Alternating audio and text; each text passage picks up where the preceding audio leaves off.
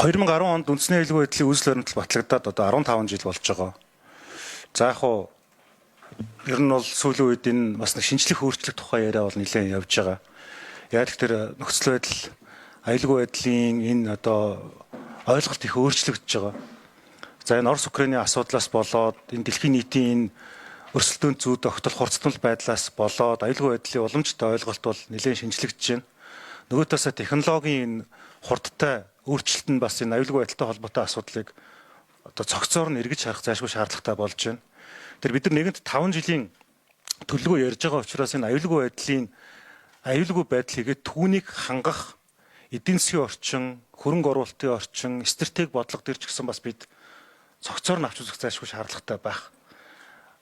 Жишээлбэл 1941-с 45 оны 4 жил одоо дэлхийн 2 дугаар дайны үед 4 жилийн дотор шинжилгээ ухаан 35 жилийн хурдаар хөгжсөн гэсэн одоо дүгнэлт байдаг. Сая ковидын ингээд 20-с 22 оны хооронд шинжилгээ ухаан багадаа 8-аас 12 жилийн хурдаар хөгжиж байгаа. Тэгэхээр одоо сүүлийн үед энэ өөр байнгын хорон дээр бас авсан хэмэл оюухантай холбоотой асуудал ч гэсэн маш хурдтайгаар өөрчлөгдөж байгаа. Тэр утгаараа бол энэ 5 жилийн төлөвлөгөөнд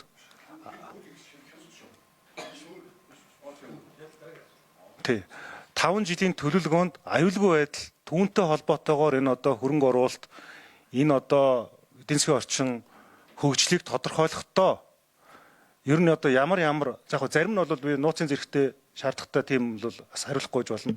Тэр нь ямар концепцэн дээр түшгэлж байгаа юм бэ? Одоо асуултаа илүү ойлгомжтой ойлгохын үүднээс бол эрчим хүчний сайдаас асуухаар эрчим хүчний сайд бол ингэж хариулж байгаа байхгүй. Жишээлбэл үндэсний аюулгүй байдлын үүсэл баримтлалд бид нар 2020 он гэхэд гэж байгаа.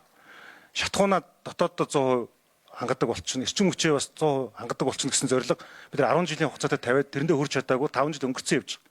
Гэхдээ одоо ийм байж та одоо нэг бол үндэсний аюулгүй байдлын үүсэл баримтлалаа өөрчлөх юм уу? Эндээ яах юм бэ гэж асуухаар бид хүнчлэлийн хэмжээнд хөлөөж ийя гэсэн хариулт өгöd байгаа. Тэгэхээр одоо энэ зүй тогтол төр бид ер нь яах юм бэ? Бид нар яг тэгэхээр дараа жилийн хөгжлийн хөтөлбөр яриаггүй 5 жилийн төлөвлөгөө ярьж байгаа. Тэр утгаараа энэ асуултанд би нэг ойлголт авмаар байна. Хэрвээ хариулах бэлэн биш байвал бэлэн биш байна уу?